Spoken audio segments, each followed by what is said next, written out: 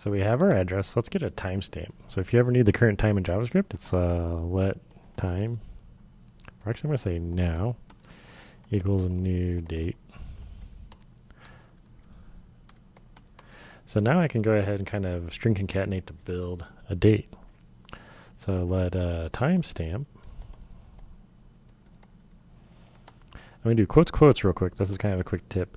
If I don't do the quotes first, timestamp will be like a number, because when you get an item, it's a number. But if you start with a string, it'll always be a string.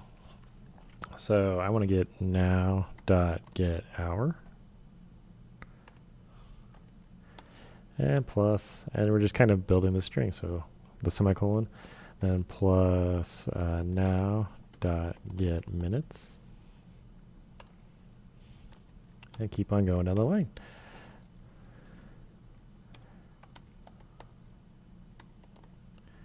Get seconds.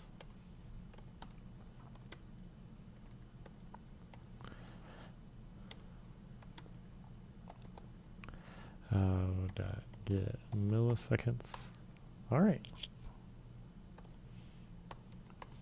And let's go ahead and just log that out. So we're going to log timestamp. So if we save that, so basically it should be the hours, minutes, seconds, and milliseconds. So the chance of you finding that exact time ever again is very, very low. So with the sign in, it'll have the address combined with the time with a little bit of other words, and they'll have to encrypt that message. And with that encrypted message, we can take that message, use their public key to decrypt it, and verify and validate that, hey, they are the correct signer. So right now I'm going to connect with Metamask. I'm going to verify my account, and there we go. So that works. So now I just need to build my message, and I'm going to build my message with a little bit different string interpolation. So instead of doing the pluses and all that, I'm just going to go ahead and use that the backtick. So let message equals the backtick, so the backwards ticks. And then I'm going to say I want to sign in with the address. And then I want to plop that address in there. So address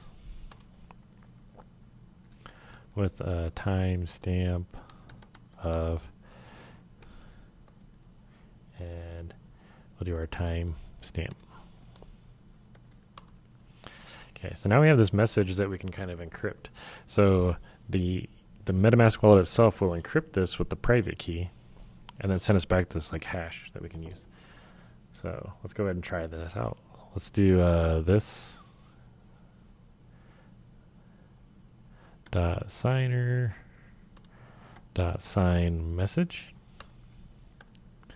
and it takes a message. So I'm going to pass in my message.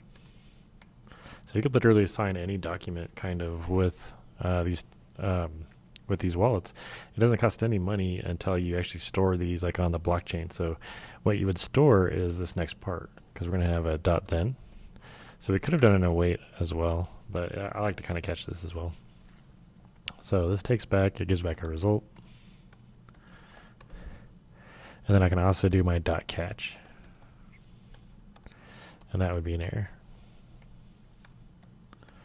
So anytime you're working with what's known as a promise, you can get back either this way, or you can do this code right here.